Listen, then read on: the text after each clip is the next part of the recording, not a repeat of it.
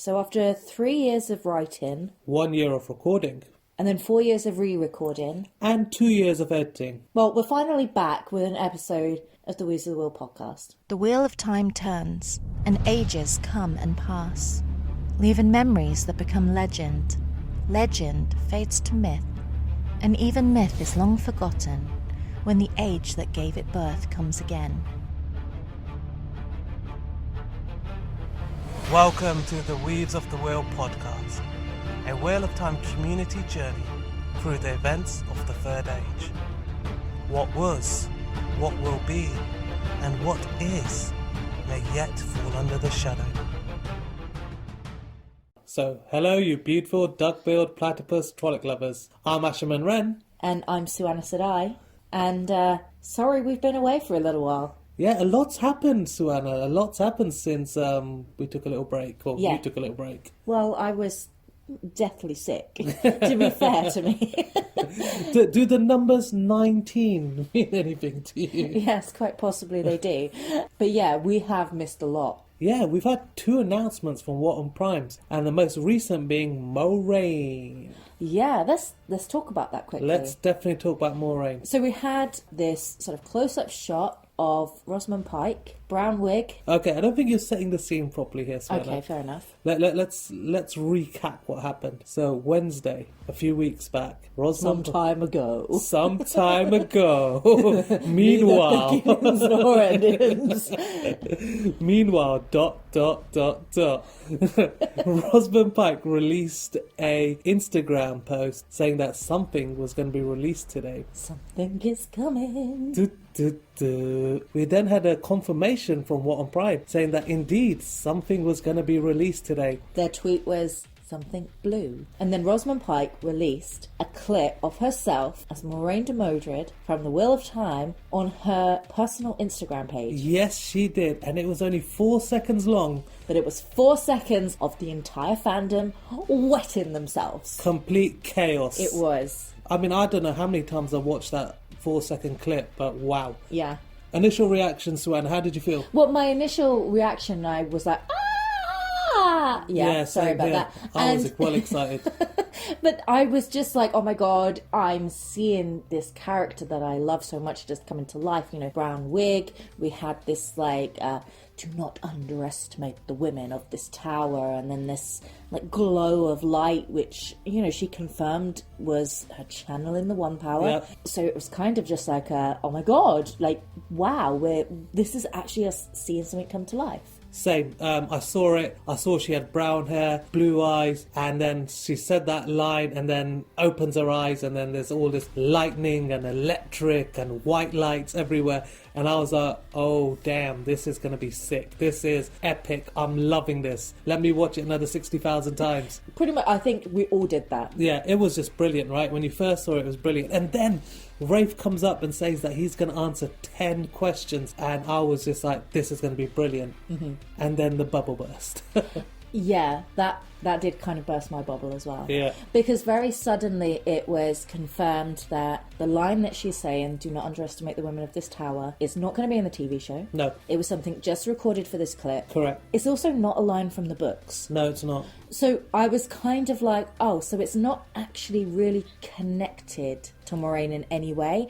And that kind of then was like, so really I'm just looking at Rosamund Pike in a wig. Yeah, and then that's what made me be like, if that line had been somewhere in the show, I'd been even more excited. Or, if you're going to record something just for this, take a line from the book. Yeah, take a line from the book. I mean, imagine if she had said something like, the Dark One wants 1 or 3 of you, and whatever the Dark One wants, I oppose. Do you know, like, something that just would make you get that chill? Exactly, or in the earlier part of the books where she goes, Rand, how are your dreams? How are your dreams? How are your dreams, Rand? You know, just something like that. But yeah, so after Rafe confirmed that line wasn't from the book, I was like, oh, that's a bit of a letdown. And then I started looking at the clip again, and I was like, well, all I'm actually seeing here then is Rosamund's face, and I've seen her face. Yes, I have obsessively watched I Care a Lot. a lot. Oh, mate, imagine if she knocked on your door. I would be terrified. Jinx, buy me a Coke. I would be so like, oh, Lord. Lord Johnson. She's now going to say that she's my soul carer. I'm going to be locked away. Oh, Lord. I kind of felt like if we had seen like a hint of her shawl. Or just her in costume, like what the Aes Sedai attire would look like. Even if we're just doing the close-up of the face, like the blue stone, the Kassira, if I'm saying that right, that she wears across her forehead, just something that gives it Moiraine rather than Rosamund Pike. Yeah, and I think Rafe did say that will be in the series, it just wasn't for this clip. Yeah.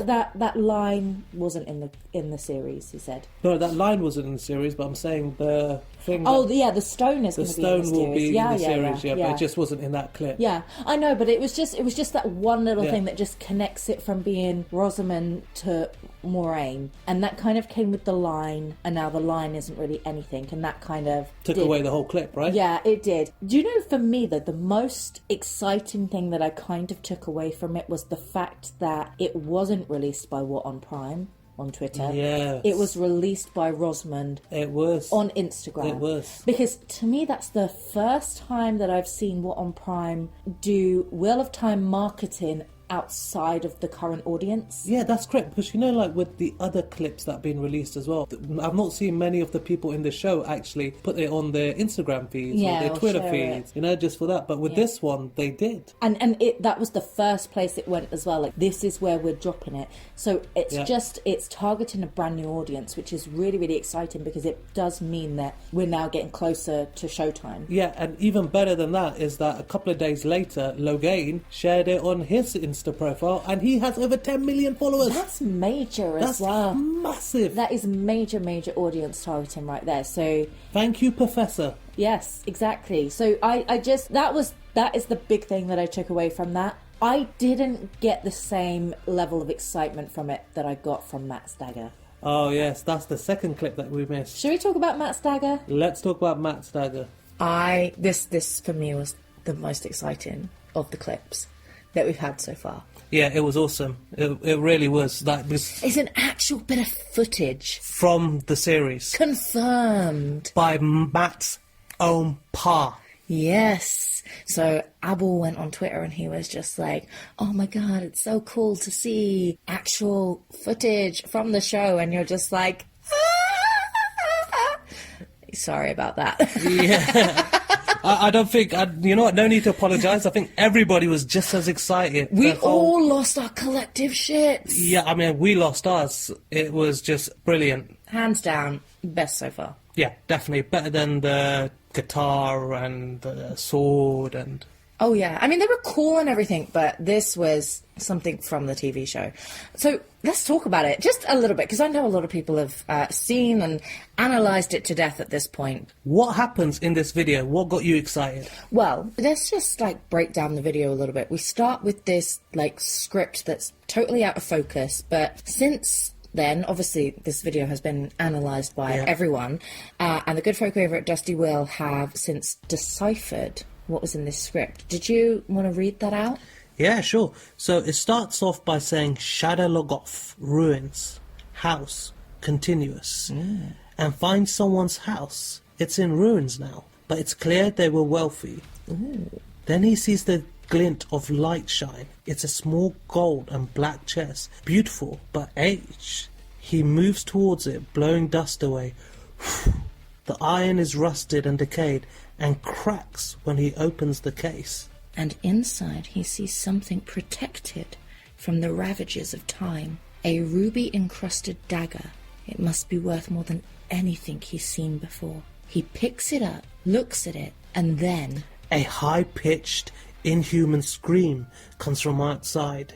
He whips his head back towards the scream. Exit Shadowlogoth Ruins, Temple, night. We got a little bit more about what that script says. We then kind of get a little look at this window, a little bit of moonlight coming through. We see this gold and black box.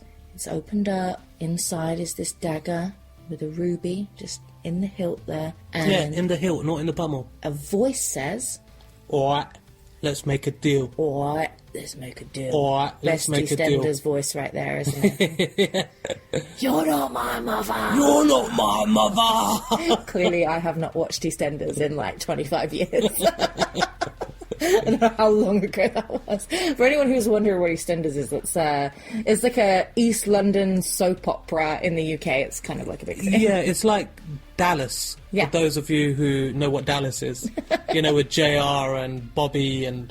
Yeah, you're always wondering who shot this person. It's pretty much like the whole plot. Anyway, sorry, Barney, we love you. So then we get this sort of out of focus screen at the end, and there is something there. Yeah. And then the screen goes black. Exactly, and it's sort of like a light sort of glints on something, and then it's just like very difficult to sort of see what it is. I know, but we did ask people on Instagram, just what do you think this is at the end screen? Should we read out some of our favourites? Yeah, I think you should. Go for it. So, starting out, Kat at Uno's Art Station said it's fish guts. I like that one. Helena Sedai said it's Baby Guido's ultrasound. Oh, that's a good one. Weekly Wheel News said it's a Chinese fishy face. Into some more serious ones, though. Arel Sedai said it looks like a dragon fang on the right. Yes. They did it. Yeah, it kind of did. And Damien Sedai said, I think it's the back of the dragon symbol, tail and legs. So what, a dragon ass? Dragon butts. Dragon butts. I like dragon butts and I cannot lie. Nasty. So Jan Fontaine said it's a happy, high frog. Well, you would be happy if you're a frog and you're high, right? Yeah, so this is like Alice in the Wonderland stuff, isn't Yes, it? that was in Wonderland shit here. Jason Brentwood said armour. Mickle said Sean Chan armour. Yes. You've got to take what Mickle says seriously. His beard is like epic wizard level, like in real life. Wizard level beard. And you got to take what the guy says very seriously. Sean Chan could be Sean a very Chan, solid answer. Alex Carlin said it's a snippet of the opening title sequence, and that's something that That's came very up a few popular. times, Yeah. actually. Lily at What Inspiration said reflection of the hilt. Yes. A lot of people thought that it was just kind of a zoom in or a zoom out on the hilt, and we just kind of caught a reflection. And Deej said that's Post Malone for sure. Who's Post Malone? He's a rapper. I know you're very, very old, but he's like... What, kind like of Biggie? Yeah, he's like what the kids like these days. Oh, right, so it's not Biggie then? It's not Biggie. Or Tupac? No, Okay. no. Is Wu-Tang still around? I don't think so. Okay, shit.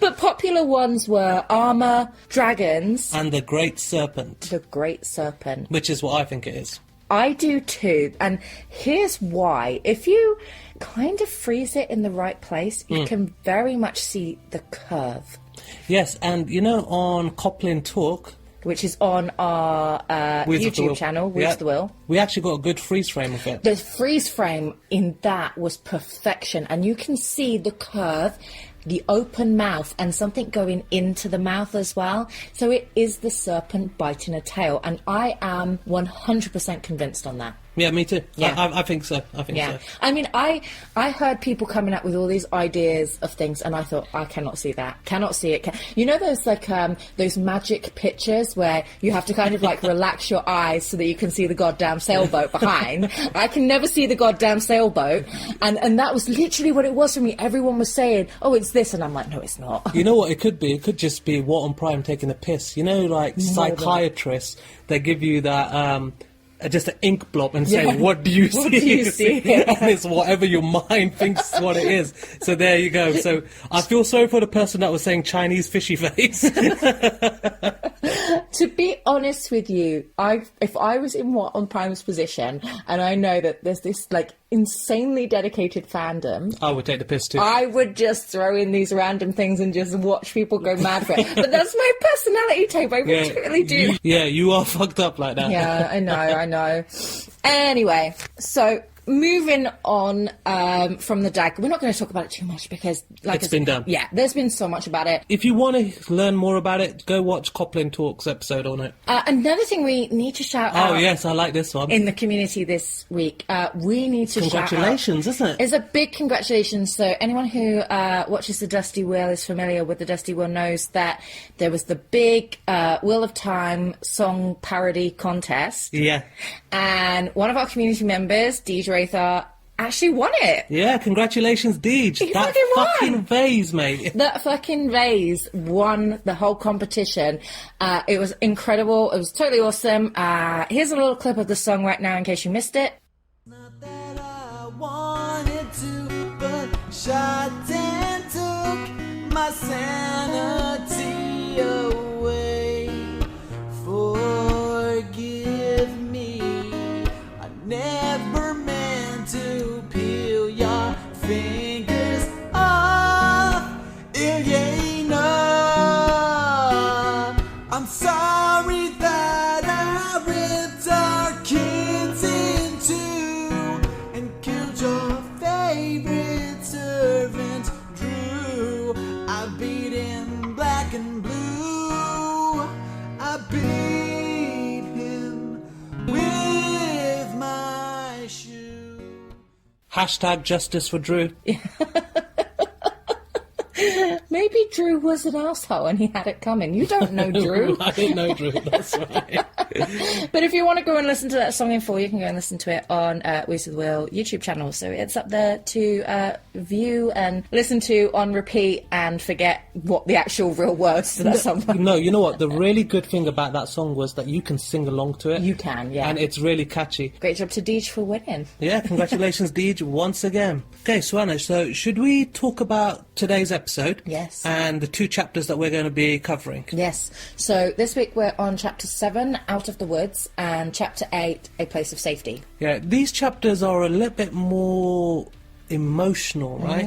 There's not as many... Well, I'm not really surprised. I mean, Rand, when we left him last, his father was not in good shape. He had also just sort of had this bombshell drop that, you know, he's not my father. He's not my daddy. He's not your dad.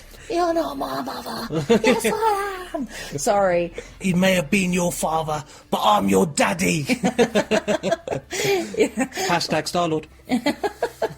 But yeah, he's just had this, he's had his whole world rocked, and he's very, very concerned about his father as well. So I do think there's going to be a lot of emotion here in this chapter. So, I think so. You know, we'll try and make the best of it and make it as entertaining as possible. And Yep, let's do it. Let's get on with get it. into it. So Chapter 7, Out of the Woods. So daylight is breaking, and Rand is surprised to find he has been walking all night.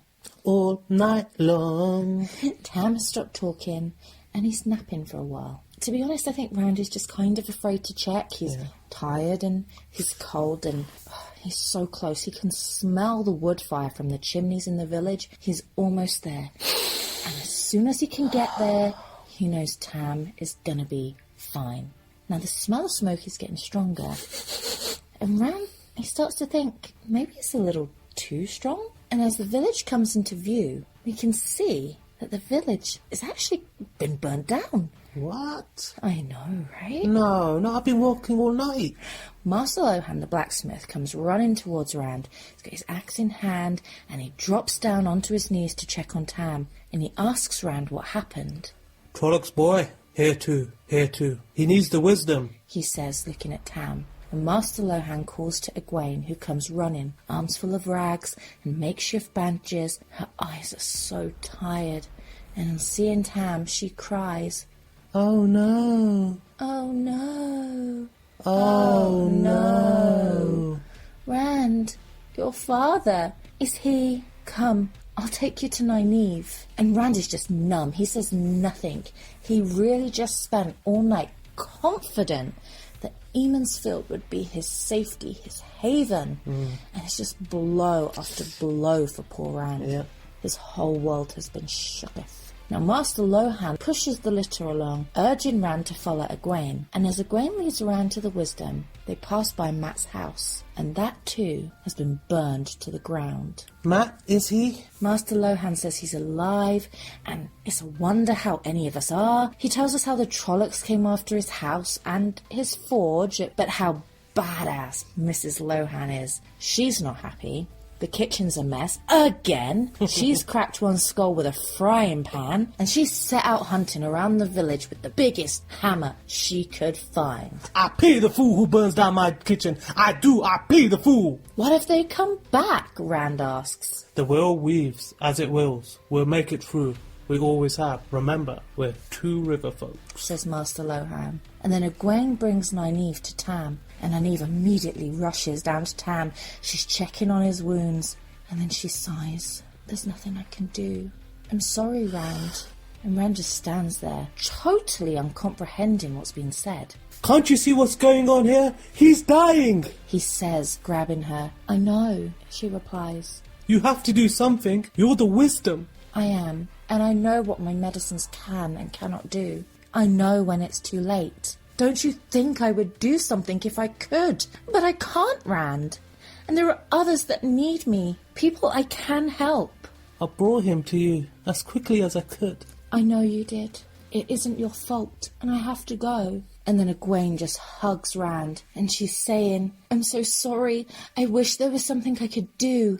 And Rand is just thinking, I have to do something. There has to be something. As Egwene just hugs him tighter. And then Nynaeve calls for Egwene. Egwene, I need you. And wash your hands for at least 20 seconds while you sing Happy Birthday. Rand decides he's going to go to the mayor. He'll know what to do, and off he drags Tam to the Winespring Inn, which seems to have avoided any major damage, thank the light, although the peddler's wagon is burned to the metal, and the gleeman is outside. His cloak looks a little bit singed. He jumps up to help Rand, and he carries Tam into the inn, saying, The wisdom will help. She's actually a pretty decent healer, you know. If it wasn't for her, it could have been a lot worse. Some died. Old Fane just disappeared. Trollocs will eat anything. Rand then finds himself staring at something scrawled into the door of the inn. A curved teardrop in charcoal, balanced on its point. The Dragon Fang! A symbol to accuse a person of evil or bring bad luck. Those Coplins, no doubt. They are just the worst. The worst. Bran then comes running towards Rand. You're alive. I was afraid you were both dead. Bella galloped into the village last night. I thought the worst. Oh, Bella is alive! Thank yes. the light. The Creator has not abandoned us at all. Hold on. Bella, little Sebastian. Bella, obviously. Obviously Bella, innit? Yeah. Yeah, go. Bella would have an even more epic song than little Sebastian did, and that is 10,000 candles in the wind. Yeah. 20,000 candles in the wind. But Bran then sends Tom to get Nynaeve, and as Bran helps Tam into a bed, Tom comes back, and he's pretty annoyed. She won't come. You didn't tell me she had seen him already. She nearly took off my fracking head. Rand is desperate. He says how he hoped the mayor would change her mind. Master Elvire, what can I do? And then Tom just starts musing to himself. No, I just wondered if the mayor had any idea who scrawled the Dragon Fang on his door. Someone doesn't like him, or maybe it's his guests they don't like, It's probably just a Conga or a Coplin. They are the worst. That old fool Darren Coplin spent half the night demanding I throw out Mistress Moiraine and Master Lan out the village, as if there would be any village left, if not for them. What did they do? Rand asked. Well, she called lightning at the sky, shattering Trollocs. Master Lan was a whirlwind with a sword. The man is a weapon, and in 10 places at once, or so it seems. You got time to bleed. Have you got time to move?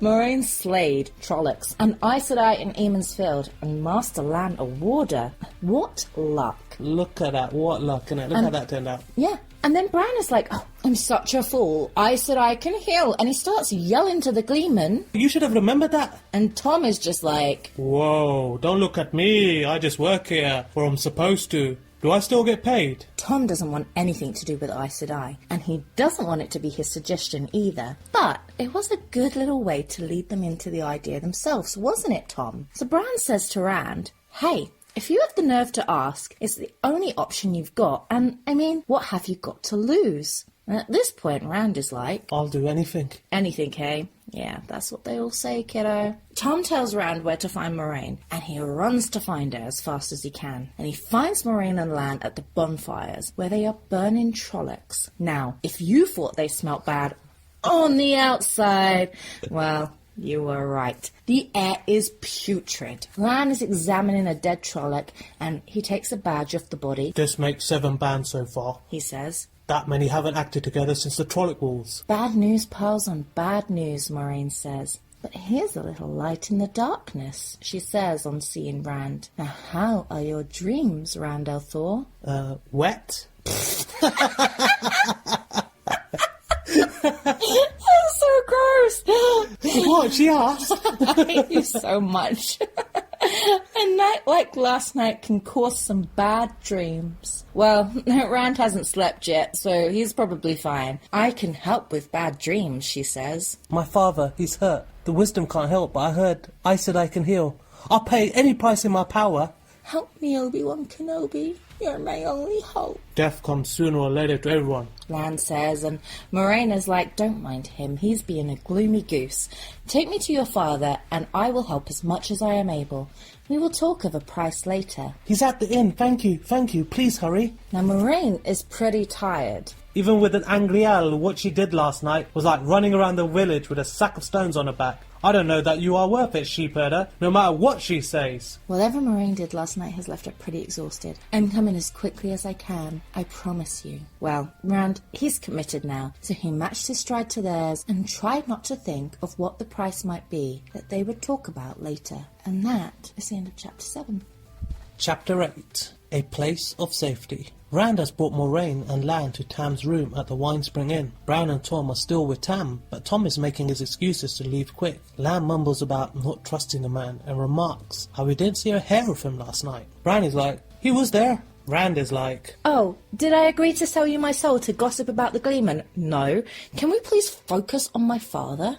Moiraine tells Bran to basically, Get out of here. and Bran turns to Rand and says, Come lad, I've got some chores for you to do. Seriously, Bran? Chop the wood, Cinderfella. Sweep the floor, Cinderfella. God, they treat him like a slave, poor Rand. But Rand asks Moiraine if he can stay, Please, he's my father. and Moiraine just says, it's fine. Just sit down and shut up so I can do my job.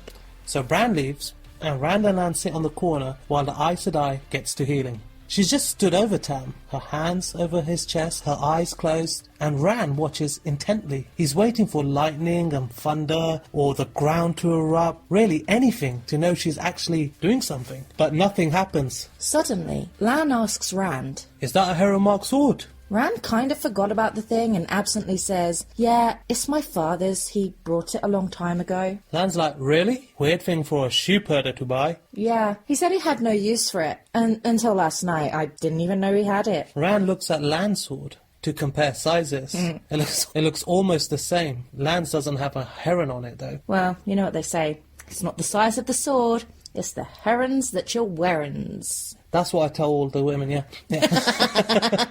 Rand's thinking, is Lan hitting on me? Is this the price? You know, in some places, the heron represents a master swordsman. Lan touches the scabbard at Rand's waist. I think this is happening. That blade must have travelled a strange road to get here, and into the hands of a sheepherder. Hey, when did this guy get so chatty? Jesus, men and their swords, you just talk for ages. Rand then asks, Hey, if someone told you about a man on a horse whose cloak doesn't move in the wind and made you feel scared, would you have been able to stop what happened? Moiraine then suddenly chimes in. No, wouldn't have made any difference. I would have needed half a dozen of my sisters, better yet, a dozen. On my own, it would have made no difference. Lan is like, it wouldn't have hurt to know, but Moiraine just hushes him. Let's not put guilt on the kid, Lan. If anything, I should have known something was up when I saw that Neo-Raven yesterday. And Lan, you should have too. Rand is like, the Raven? Lan tells him that carrion eaters like ravens and rats are spies for the Dark One. And Rand is like, Whoa! They're everywhere, and the Dark One is sealed away, and we're supposed to be safe from him. but then suddenly he looks at Tam and he notices he looks a lot better. He's breathing more steadily, and he has some colour in his face. Rand is like, You've done it! He's healed! yeah! But Moiraine says, Not yet. Trolloc blades are made in a place called Thakandar on the slopes of Sheol Ghul, and these blades can carry an evil taint. Those tainted blades make wounds that will not heal unaided, or cause deadly fevers, strange sickness that medicine cannot touch. I have soothed your father's pain, but the mark, the taint, is still in him. Left alone, it will grow again and consume him. Rand is like, you're not leaving it though. More of a demand than a question, and that's pretty Billy Big Balls of him, to be honest. Respect to Rand. Yeah. And Moiraine is like, No, but I am pretty tired, and I've not rested yet. God, I feel you, Mama. and then she pulls out a cloth bundle and says, This is an ungrill. like that's supposed to mean something. But Rand unconsciously leans back away from it anyway. Kind of like how Ren leans away from doing any editing on this podcast. Fuck you. Boo! Anyway, it's an angriel, looking like it's made of worn ivory, Boo. and in the form of a woman in flowing robes and long hair, We've lost the making of these. Moiraine says. And then, with the angriel in one hand and the other hand on Tam, she closes her eyes again and continues her healing. Again, nothing much to see here. So Lan starts getting chatty again. Seriously, Lan really doesn't enjoy these awkward silences, does he? That hooded rider you saw was definitely a murderer. Rand is like, No way. Lan is like, yes way. Lan tells Rand about Murdrell and how they are born from Trollocs and can control them, and how they get their power from the Dark One. And how he knows about a really great podcast episode all about that. Wheels of the Wheel. Episode 2. Rand says, Yeah, he scared me so much. Lan is like, no shit. In the Borderlands we say, the look of the eyeless is fear. And Rand says, The Trolloc said he wanted to talk to me. Lan is like, excuse me? You talk to a Trolloc. Well, sort of. You did. You spoke to a Trolloc. Sort of. It talked to me, and then it attacked me, and then I killed it. By accident. Not bad. Lan seems oppressed. Bromance is back on, guys. Most round here have never seen a Trolloc, and you managed to kill one. That's kind of a big deal. Good job, little buddy. That was some real good Trolloc slaying. Moiraine then announces that she is done, and then after some rest, Tam should be okay. Oh, thank God. Bella's okay. Tam's okay. I'm feeling a little bit more comfortable now. I think we should just stop here, man. It's a great ending to a story. The end. Rand is super thankful. I can never repay you, but anything I can do, I will. Moiraine just kind of brushes it off like, Okay, if you feel it's necessary, I'd just like to talk to you more. But, we can do that once we leave, and we'll leave later tonight. Rand is like, what? What? Leave? We have to leave? No one leaves the Two Rivers. How are we going to get everyone to leave? That's going to take forever. Moiraine is like, No, not everyone is leaving. I'm sorry to worry you like that. No, not everyone is leaving. You are leaving. Well, Huh? you and Matt and Perrin are leaving. For the safety of your village, of course. Rand is like, you know what? I'm not leaving. I'm not leaving. I'm not fucking leaving. The show goes on. This is my home. They're going to need a fucking wrecking ball to get me out of here. They're going to need a fist of fucking Trollocs or Ishamel himself to get me out of here, because I'm not going anywhere.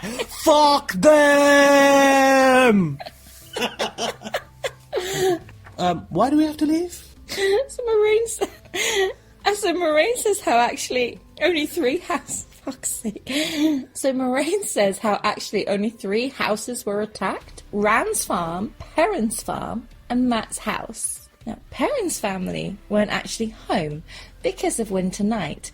Actually, a lot of lives was saved last night because the murderer wasn't familiar with the traditions of Beltane. But it's clear the Trollocs were only after you 3 boys. They weren't killing at random. They were looking for boys of your age. Rand says, well, Bam Craw and Lem Fane, they saw the murderer too, and they are my age. But Moiraine tells them they are fine and that actually they aren't the same age as Ran. Bam is 10 months older and Lem is 8 months younger. Okay, Moiraine, stalking Facebook much? This is why you shouldn't put your date of birth into Facebook. I know, right? Trollocs and Aes Sedai can and will come hunting for you if you put your personal details into Facebook. Yeah, keep it vague. Like I said, I'm between 18 and 50. I would just like to point out that he's much closer to one than the other, and it's not 18. Fuck you.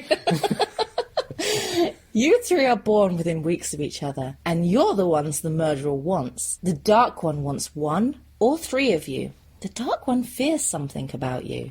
Rand is like, no way. Moiraine is like, way. He sent a small army of Trollocs to get you, and he will send more. So leave, or it's going to get a lot worse for the people of your village. Well, when you put it like that, okay. Rand realizes that if they want him, they will keep coming as long as he's there. He knows he, Mat, and Perrin have to leave. We'll go to Tar Valon. It's the safest place for you, and maybe you can find some answers there. It will be A place of safety. Jinx, buy me a Coke. Fuck! When? When will my dad wake? I have to tell him I'm leaving. Oh, he could be out for days, and we're going to leave this evening, so just leave him a note. Harsh. Don't get dumped by Moiraine Sedai, man. She's colder than white a jar. Yeah, man, just a note. Just send a text message. I know. Rand says he should go find Mat and Perrin, but Moiraine says, not to worry, she's taken care of it. Oh, she knew already. Moiraine says to Rand, You mustn't tell anyone we are leaving. straight up stalker motto right there. We'll have Mistress Elvire send you up some food, and you should get some rest. And she and Lan leave. Bran and Marin Elvire come up to the room with food and a warning not to disturb Tam. Rand asks Bran what happened last night. Look out the fucking window, kid. The fuck's wrong with you, innit? But they confirm her story, and he's like, well, she's telling the truth, so I guess I better trust her. Famous last words. The Alvirs tell him to get some sleep. He needs it. The road to Tar Valon is a long journey. And that concludes Chapter 8. So there you have it. That's Chapters 7 and 8. Yeah. Now, a lot of those chapters, there's not a massive amount of action in those, is there? No, there's not, all the action seems to have happened in the last chapters. Yeah. But in these chapters, more like feelings and emotions and, consequences of said actions. Yeah. Yeah, and I don't really like feelings and emotions, which that makes me feel stuff. I know. You prefer to be dead inside, don't you? That's very harsh, but also true. But accurate. But accurate. That's the important thing, it's accurate. But yeah, the action was in the last chapters, the action in the Two Rivers was off camera. Yes. All we're seeing now is the consequence of that. So let's kind of just have a little bit of a roundup and get to the things that we want to talk about. Yeah, let's just have a quick recap. Yeah. I mean, the great thing about this section is it's not going to be very spoiler heavy. I think this will be pretty safe for first-time readers anyway, because a lot of things we're going to talk about are more like just added information and little bits of world building and stuff. So Rand arrives at Eamon's Field. Yeah, so Rand's just got to Eamon's Field. Yeah, and the Trollocs have apparently been here too. Yeah, the Trollocs have also been here, yeah. Yeah, and Eamon's Field has just pretty much been burnt down to the ground. The village has been burnt down to the ground. Right, but not to worry, because we're still flying half a ship. Half a ship is still in flight, yes. Oh, damn. Why are you shadowing me, dude? I don't understand. I want to see how long it would take you to figure out what was going on. That was quick. I must be losing my touch. Damn it. Okay, let's carry on. Go on. Let's carry on. But it doesn't matter. Rand's goal is still exactly the same. He has to get Tam to Nynaeve. He needs the healing. Yeah, he does. But when he gets to Nynaeve, she says she can't help. Why? Because, it is but a scratch. 'Tis but a scratch. Yeah, exactly. It is but a scratch. You don't need to say it and 'tis together, because 'tis means it and is in one word. It is. It is, yeah. Yeah, it is. But you you clearly don't hear yourself speak sometimes, do you? No. I don't even know what you're going on about. I seriously have no idea. Oh, okay. You don't need to say it. You just say 'tis, and that's fine. But you do you. I always do. I'm very proud of you. You're trying. You're trying very hard. Oh, there's that condescending tone again. Let's just move on anyway, because let's just move on. So why can't Nynaeve heal this scratch? I mean, why does it require air quotes magical healing? Yeah, because at the farm, Rand did say he just kind of took a little bit of an injury. It wasn't anything major.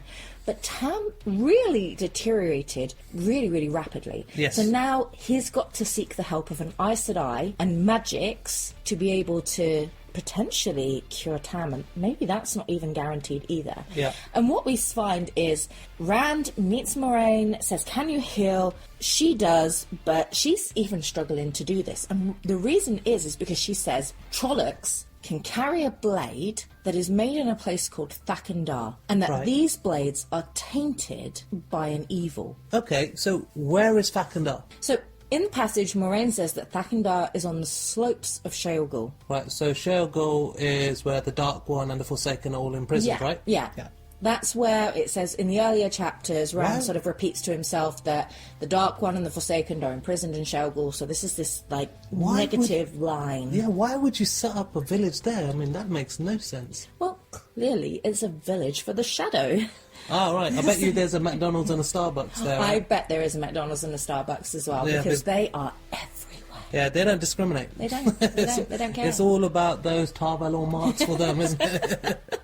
Okay, so tell me a little bit more about these blades and how they're made. Yeah, most of what we learn about Thakandar is actually in Book 6 prologue. So in The Lord of Chaos, there's a starter at the prologue where I won't spoil anything. I certainly won't talk about why this person is there or even who this person is. Okay. But one of the Forsaken is at Thakandar. Yeah. So from this Forsaken's point of view, we see the Forge, and it sits alongside what's described as an inky rivulet.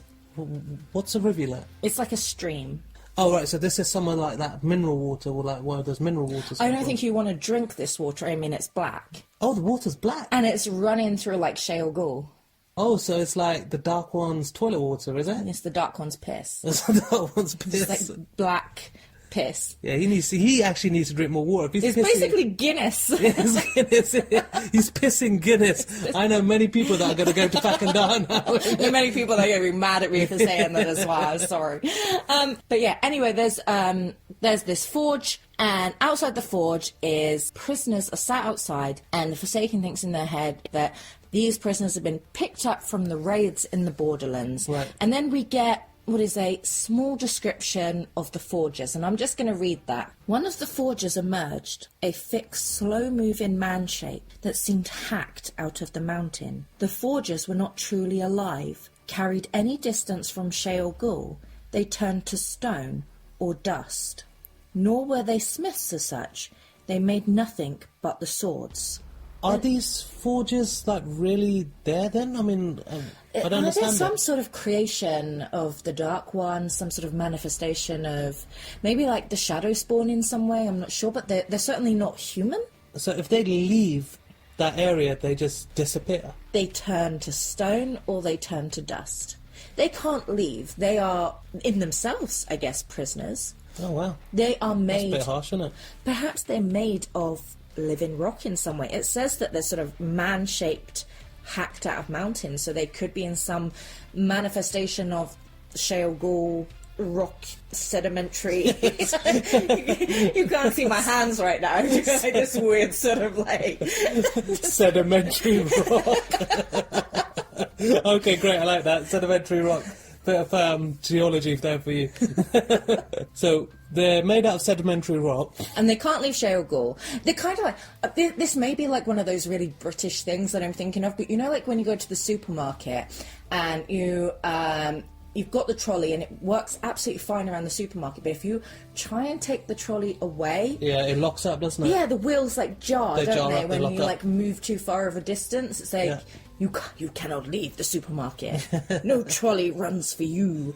Well, you know, you can always pick the trolley up and take it over, and then the wheels unlock, don't they? I don't know. Well, that's what we used to do, and like then we used to have like these competitions where I'd be in a trolley, mate would be in a trolley, and then like our other mates would push us into each other and see who would like start crying first. We just used to do it in the car park at the supermarket. Well, you lot are hardcore, innit? We didn't want to get in trouble. But yeah, it's like that where you can't leave. You're shackled to the mountain. They talk a little bit about the forgers making the blade, and it says that the forger takes great care to dip the gleaming metal into the dark stream. So into the toilet water. Yeah. Right. Whatever semblance of life the forger actually has can be ended by the touch of the water, so Oh, right, they take care. So even the forgers, these stone people, if they were to touch that water... This is how toxic this water is, Damn. that you cannot touch it. But it says that what then happens is they dip the metal into the water, and when it comes back out, the metal is dead black. Okay, But that doesn't mean that the sword is done. right. Okay, so there's actually a little bit more to making these blades. Now, we talked about how there's these prisoners sat outside the forge. It goes on to say, suddenly, a man's voice raised, a desperate shout. No, no, no, he shrieked. Then the sound dwindling away without losing intensity, as though the screamer had been yanked into an unimaginably far distance. Now the blade was done. By Uno's left eye. What the hell? Are you listening to this? So What the hell's going on it here? doesn't sound like it's just like a traditional killing of one of these prisoners. There seems to be some form of sacrifice in making these swords, but it's the fact that there's some distance moving. There's some suggestion, some fan theory that this is perhaps some sort of soul exchange. Yeah, you know what, this is... I'm sorry, I'm not happy with this. So you're telling me once there's raids done in the Borderlands, right, these people that are taken by the Trollocs either end up in a Trolloc cookpot Yeah. or end up being... I don't know, their soul being possessed or their soul being taken into these blades. And, like, the eyes and ears of the Aes Sedai didn't pick this up. No, and Moiraine literally says, Thakandar on the slopes of Shale Gore. So they clearly have some idea. they know. And what, the Aes Sedai haven't gone to, like, try to put an end to this or rescue these people or something like that? Because It does say that this place is not easily accessible, so perhaps they can't get there. What do you mean it's not easily accessible? If the Trollocs could get there, surely you can, like, follow them back. Well, how do the Trollocs get there and back? Because this is a very, very, very minor spoiler, but it does say in this book that, Thakandar is only accessible to humans via gateway. Then how did the Trollocs get there then? And, How did the Trollocs and Fade get to and fro? they can't get there that way, so there's obviously some, secret tunnels. Or that the way, they might be using the ways, actually. I don't think the ways go all the way up there. How do you know? Have you been? I haven't been there, not personally, I no. wouldn't be surprised if you have been there, innit? Yeah, I'm going to take your soul next into my blade. I don't think your blade would want my soul. It's already dead. It's already painted. But there's not a massive amount we know about Thakandar. It comes up a couple of times in the books, but we never really get to... This is one of the only times that we really actually get to go there and get to know about it. So certainly this is the only interaction we have on how these blades are made. But what we do know is that these blades really only need to break the skin to kill you. Unless magical healing can help stop it, yeah? Absolutely. So really, all they have to do is just nick your skin and you're fucked, you're done. Okay, unless you're Luke Cage, Power Man, right? Yeah. Unbreakable skin, fool. Unbreakable skin, fool, yeah, exactly. It didn't matter how fast Rand got Tam to Nynaeve. It wasn't going to make a difference, He could have got her there. He could have got him there immediately. She could have been stood right next to him when it happened, and it's not going to make any difference. It's not going to make a damn bit of difference. Absolutely not. She might have been able to delay his death, but ultimately would have got him in the end. The only way it was gonna be got rid of is through magical healing. Yeah, I still feel that Nynaeve, instead of just like checking Tam over and being there's nothing I could do, she could see Rand stretch. She could have at least given him something, being like, you know what, I'm going to put this herb here, or, give him this made-up tea or something which might help or something. But, the way she's just like, nah, nothing I could do later, bro. I thought that was a bit harsh. Maybe she didn't want to lie to him, and maybe she didn't have the time to do these pretend things when she's got other people to heal. Yeah, that's the point. Or maybe she's not as good a healer as she thought she was. Whoa, whoa, whoa. If you're going to gun Nynaeve, I'm going to come at you with my big thumping stick. I'm just saying, isn't it? But this is similar to when Frodo gets stabbed by the Kingsblade, right? And has to go to Rivendell to get healed by that elven bird who fell in love with that dwarf. What? Yeah, the girl who fell in love with the dwarf. That's not who heals Frodo.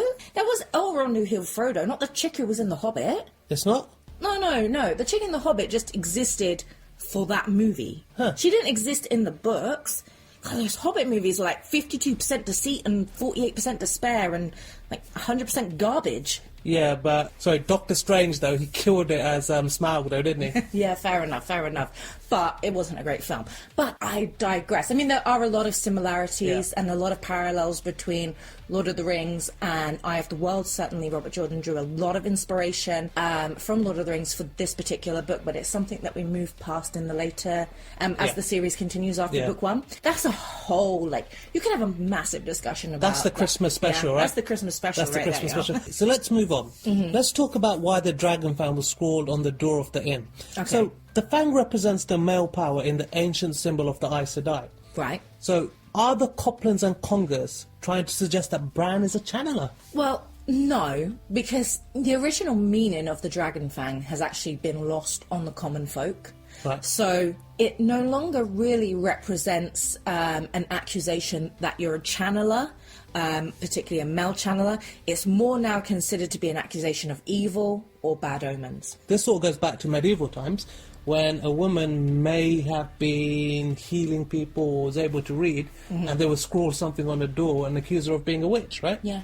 And the symbols they may scrawl on the door may be considered evil, but may have actually come from like paganism or a place of religion. In some parts they weren't necessarily an evil thing, but people just forgot. Yeah, have you checked your door recently? I check my door every morning.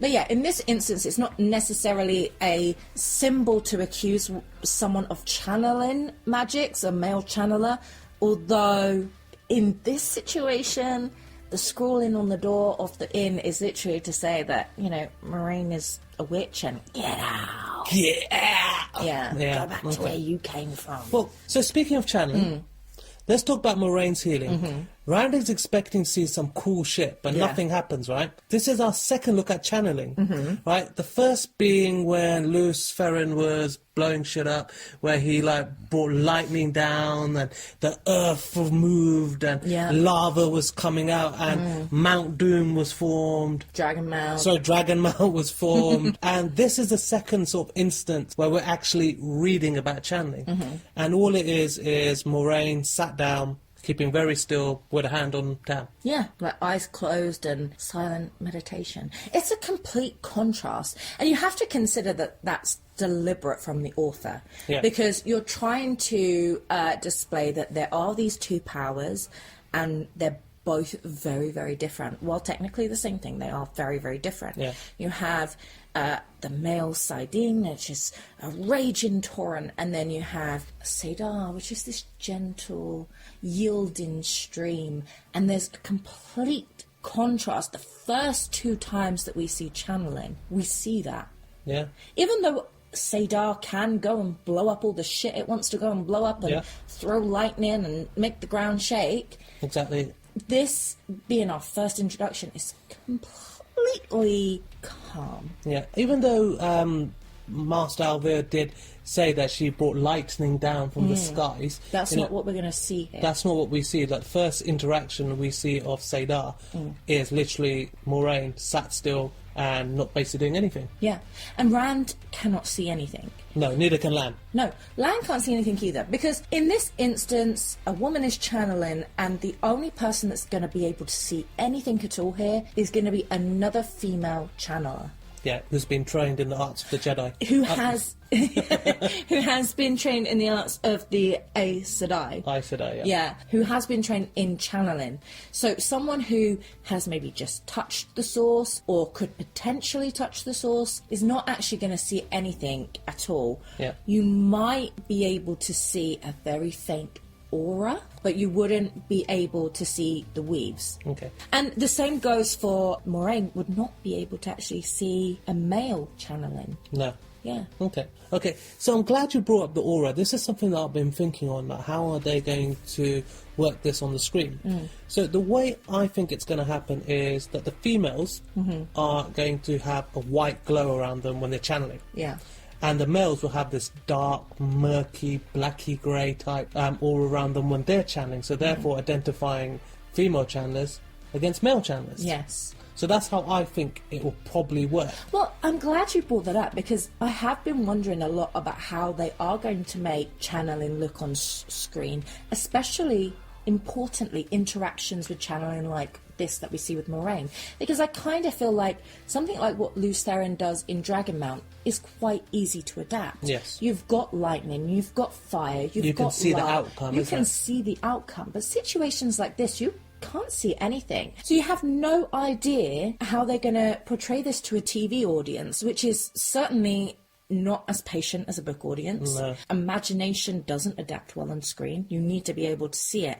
So I've often wondered, like, how are they going to make this work? Is the audience going to be able to see the weaves, but the people in the show, the actors, have to pretend that they can't see the weaves? Or will it be generally more visible? I think it'd be really great to start with Logain, because you'd be able to introduce the male power and the female power very quickly and explain to the audience what is happening here. But I do worry about how are they going to say that, oh, you, the TV audience, can see this, but other people can't.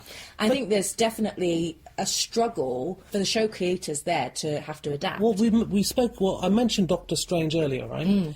And, you know, in the Doctor Strange movie, or in the Avengers movies, Strange was channeling, right? But not everybody could see what he was doing around there. So it might be something like that, like, you know, it's just these people can do the magics, so they're the ones that can see the magics. Yeah. It might just be something simple like that. But anyway, that's not really my problem. That's Rafe's problem. And if he doesn't get it right, I can moan about it. Yeah. Because I have an Amazon subscription. And so- that is your right as a consumer. Exactly. I will complain to Amazon. No, that is absolutely your right to. I do think that it is going to be an absolute struggle to say how are they more generally visible, and how is it visible to have only males can see the male power and only females can see the female power, and particularly in today's world where sex is being recognised as less binary. Could it be considered somewhat offensive to have just a male power and a female power? And do you think potentially what they might do is say, do you know what, there is actually only one power? No, they're not going to do the Grey Jedi stuff. It's not going to be down that route. They won't. They'll be Sadine and Sedai. Otherwise, it's a completely different story. It is. I completely agree. It's a different story, but it's something that has played in my mind of how are you not only going to make it work so that the audience understands these magics, which are complicated, but also be considered politically correct for today's world. It is a struggle, and I'm glad it's not my struggle. Yeah, that's Rafe's problem, isn't it? You know, I have faith that they're going to get it right. It's as long as it's not too cartoony, we'll be fine. Yeah. You know, we'll get used to it. People will adapt to it because that will be the norm. Yeah. Okay. Another thing to talk about, you know, while we're on the subject of the one power, Moiraine talks about having an Ungreal. Yes. So what is an Angreal? Well, I'm glad you asked that question because I have prepared said answer for you. Okay. I thought you might have. Yeah, an Angreal is something that allows a channeler to hold more power than what they could alone. So channelers in the Wheel of Time have different power strengths. Not all of them are equally powerful. Yeah. Some may be quite weak, some may be a lot more powerful, but they have these objects of power that can actually amplify their strength. Okay. And particularly in the case of Moiraine, at the moment she's incredibly tired, and holding the power is a struggle for her. This Angreal allows her to be able to hold more power while she's tired. Okay. Yeah. So these are objects of power, like I said. They are generally very gender specific. So there will be ones for Sedai and there will be ones for Sadin. They are incredibly rare. Okay. They are of various strengths. So some may allow you to be channeling more power than the other ones. Okay. And Moiraine says they have lost the art of making these. They don't know how they did them. Right, so this was back in Age of Legends when they were being made, right? Yeah, so in Luz Theron's time, at the time of Dragonmount, this is like the last time that they would have made Angreal. Yeah, and you know, we touched on it in one of the other episodes where we were talking about how Latrine wanted to make one of those Star Angreals, and you can access them. Latra. I like how you called her Latrine though, because that's you were calling her Latrine for a while. When we did the water and shape thing, we were calling her Latrine for a while, and then we settled on Latrice. It's important to point out that what Moiraine has in her hand is something from the Age of Legends that links us back to the Dragonmount prologue. The last time that those were made, she is now holding something in her hand that existed at the time that Lews Therin did. Yeah, so this is like over 3,000 years old. I know, it's incredible, and I love the way that has linked the two stories and the two ages together. Here's an interesting parallel. In French, San Grail means Holy Grail. Oh, damn. So Yeah. Indiana Jones style, Last Jones Crusade. Yeah. Okay. You know what? I've always thought that Indiana Jones would be Jan Fairstrider if he was in the Wheel of Time, because he goes around looking for all these objects. I tell you. Oh, petition to have Harrison Ford play Jane Fairstrider in the Wheel of Time. Oh my How god. awesome would that be? would be amazing. Absolutely amazing. Yeah. With his hat and his whip.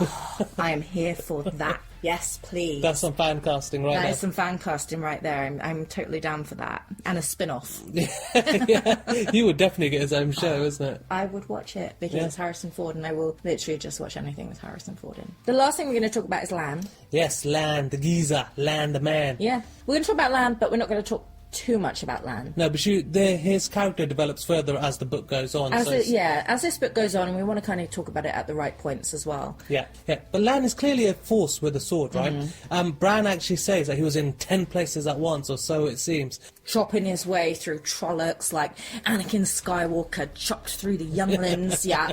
Oh, by the way, I appreciated the Predator reference. It was very cool. Ain't got time to bleed. Have you got time to duck? So, do you think that would work, by the way? Covering yourself in mud to hide? What, from Trollocs? No, from the Sedai. Well, I mean, they probably would think that you're like a little bit of an idiot, so they might not have any interest in you and probably leave you alone. So I'm gonna say yes. Mission accomplished, you know, as long as you don't get kidnapped by the Sedai. Any way you get there, right? Exactly. So Lad was quite chatty though, wasn't he? He's like, you don't really expect that from Lad. No. He was for someone that's so stoic and so guarded and blocked off, he was very, very chatty with Rand. Yeah. Bit of a bromance. Yeah, definitely a bit of bromance going on there. I mean, they were measuring swords, weren't They they? were comparing swords. They were definitely. comparing swords. Hey, do you think Lan is jealous that he doesn't have a heron-marked sword? I don't know. I don't think so. I mean, like, is Lan a blade master? I know he's very good. I know people are going to shoot me down, but I know Lan is very good with a sword, right? You know, it's constant, but he doesn't have a heron-marked blade. But he is a blades master. But he doesn't have a heron-marked blade. But he is a blades master. Yes, but he doesn't have a heron-marked blade. That's insignificant. Well, it's not insignificant because, like, you know, to become a blade master, you either have to kill a blade master or take the trials in front of these, 5 blade masters, which we spoke about in the last podcast. And I don't remember there being any reference. And he doesn't have a heron-marked blade. Okay, there is a reference. He is a blades master. He doesn't have a heron on his sword because the sword that he has sentimental value for various reasons that we'll learn as we continue through the Art of the World. He has, but his sword doesn't have a heron mark on it by choice. I don't think it's by choice. I reckon, right, because he's obliged to have this other sword. I bet you he's like in battles, he's fighting. People are, yo, you're really good with a sword. Oh, but I see you're not a swords master. Then. You'll get there. You'll get there one day. You'll get there. And Lan's like, oh, but I am a sword master. I am. He is a blades master, and it's in the companion. I'm gonna just preview wrong here. Oh, any opportunity, right? Any opportunity. All That's I'm what I saying live is that for. he would love to have a heron-marked blade. Lan was one of the best swordsmen of his age, I don't disagree with that. and he had the right to wear a heron-marked blade. Yeah. But he would not give up the simple, unmarked blade he wore, though of course it was power-wrought, made during the War of Shadow. His blade was made during the during the Age of Legends. I'm sorry, I'm gonna keep that sword over someone scratching a heron into the blade. No, Well, it's sorry. not exactly scratching a heron, is it? I mean, you saw Watton Prime's, it's more nailed in. How? Yeah, I mean, I noticed that the one in the Watton Prime, it looked very cut with lasers, and I thought to myself, apparently we have lasers in the Third Age now. That's cool. But no, these heron-marked blades are also power-wrought blades, so they would have been made at the same sort of time. But then there's only a finite number of heron-marked blades. Exactly, that's why there's only a finite number of blade masters. Ah, I see. That's why you have to kill one and take his sword. Correct, and that's how you're recognised as a blade master. But the fact that Lan doesn't have one, I bet... By choice. Yes, but I bet it still bugs him, though. It's like people are like, you're really good with the sword, but I see you're not a blade master. You'll get there, buddy, you'll get there. No. Just keep trying. I disagree. I disagree with you. I think Lan is quite happy with the sword that he has. And I Okay, think he knows how Lan to is wield it. anything but happy throughout the whole series. He's not one of those ones that, hey, let's go grab a beer, yo. You I've know? got time to bleed. Yeah, he's one of those. Yeah, he's definitely not one of the more happy characters. He's just always got like something's always pissing him off. No, he absolutely prefers the sword that he has. It's sentimental. It's got a lot of meaning behind it, and we'll talk about that in a later episode. Yeah, I think. so. I Yeah. think so. So Cool. that's it. Yeah, I think that's pretty much everything covered, right? That's it. For Oh, this week. one last thing. Bella's alive. Bella's alive. Yeah. From the light. She made it She made it, man. through.